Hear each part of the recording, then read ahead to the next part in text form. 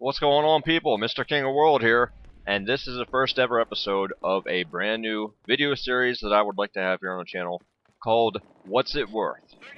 And basically what happens is I'm going to show a PlayStation 4 gameplay from a particular game, whatever the game may be, in that episode.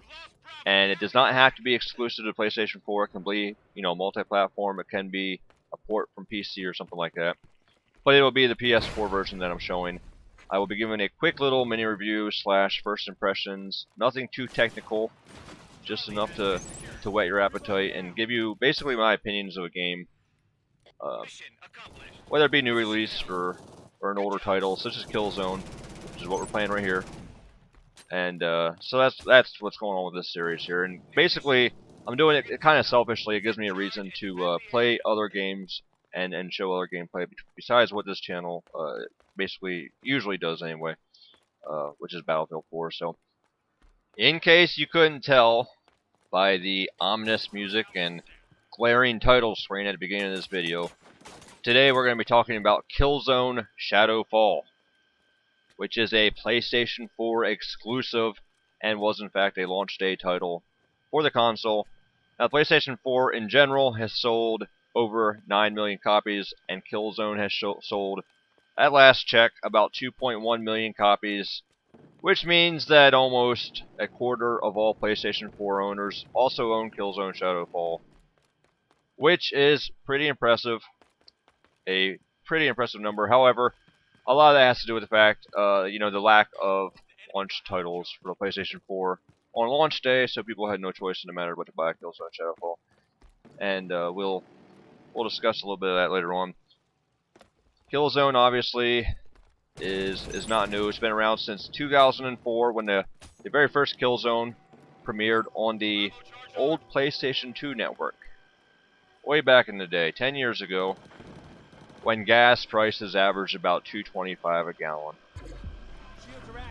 in America. So, Killzone, nothing new. Made by Guerrilla Games. They are the developers, published by Sony, so it's got a lot of money behind it, which also explains why it was a PlayStation exclusive. Currently retails on PSN at last check for $59.99, essentially $60, which was a retail price at launch. But it does go down in price every now and then, and in fact will, because all games do. So, what we want to talk about here is not if you should buy this game. Now, if you want to buy this game, then by all means buy it.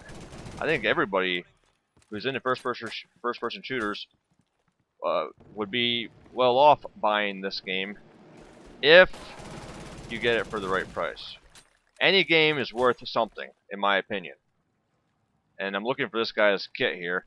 I guess I later realized that I believe you have to wait until they're done writhing in pain. I think that he's still, I don't know, revivable at this point or something like that. So he hadn't actually dropped his weapon yet. So every game is worth something, in my opinion. I mean, it's just, there's really no games that are worth zero. And, so you have to give it a chance. And we're going to be talking about not if you should buy this game, but how much you should pay for it. Because games do go down in price as time goes on.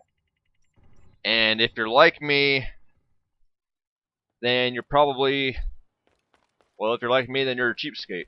And I don't like to overpay for games. There are some games that are worth retail price. There are some games that I find are worth more than retail price. Meaning, hey, bring on the DLC, why not?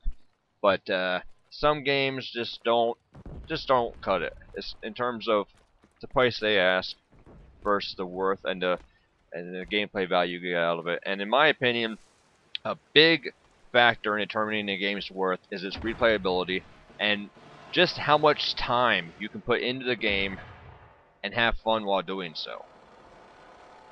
Alright, so Battlefield 3, let's just use that as an example. I have about 900 hours in Battlefield 3. Alright, there's no way that I could ever say that was not worth retail price. Just by the sheer amount of hours that I had into it. And, you think you spend, what, $10 whatever your regional equivalent is to maybe go to a movie theater and watch a movie for 2 hours. Alright, and you're spending possibly 2-3 times that to buy a video game.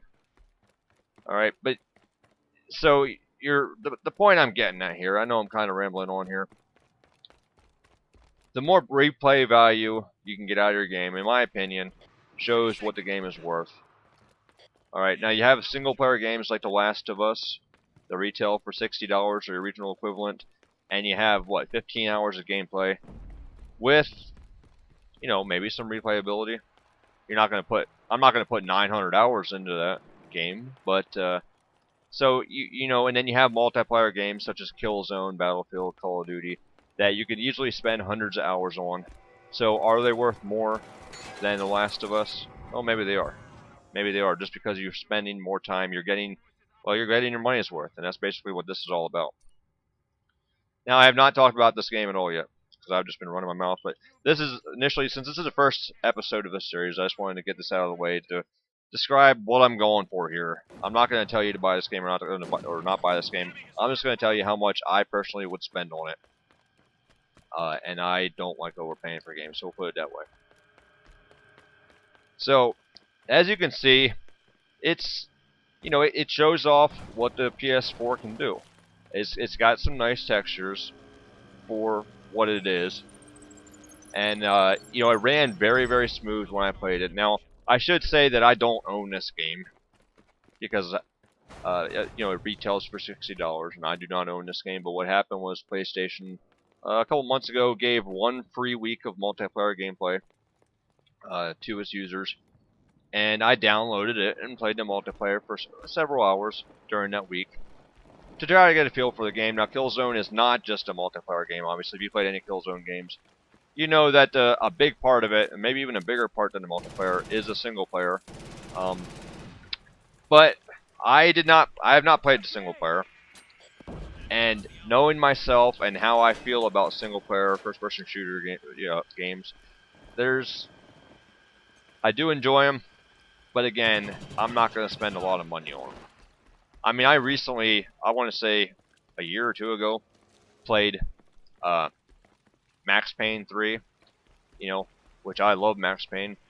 But again, I didn't pay retail price, and I never would. I think I picked it up for about 15-20 bucks. And that seemed like a good price at the time, and I'm happy with what I did there. Would I spend $60 for that game? Probably not. Probably not. Especially with such a poor multiplayer as what it had. But, so the point is, I do like first-person shooter, single-player games. But I don't buy first-person shooter games for the single-player. So, to me, the Killzone single-player, no matter how good it may be, does not have a lot of value compared to the multiplayer. But I'm not saying that there's no value into it. I'm not going to say that at all.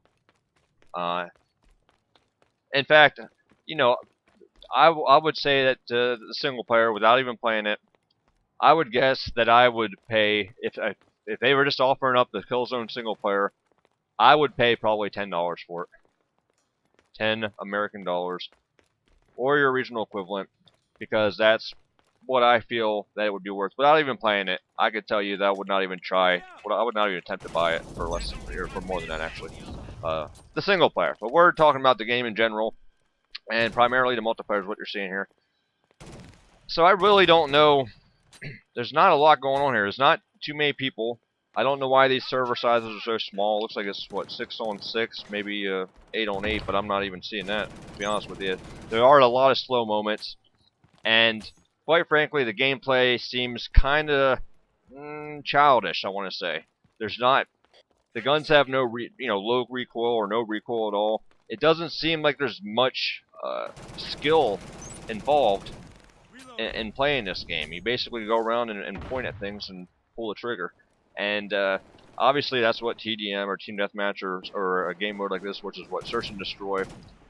Basically that's what these kind of game modes are. It just seems like there's not a whole lot going on here. I'm not thoroughly impressed. The graphics are nice, but it's not a great game.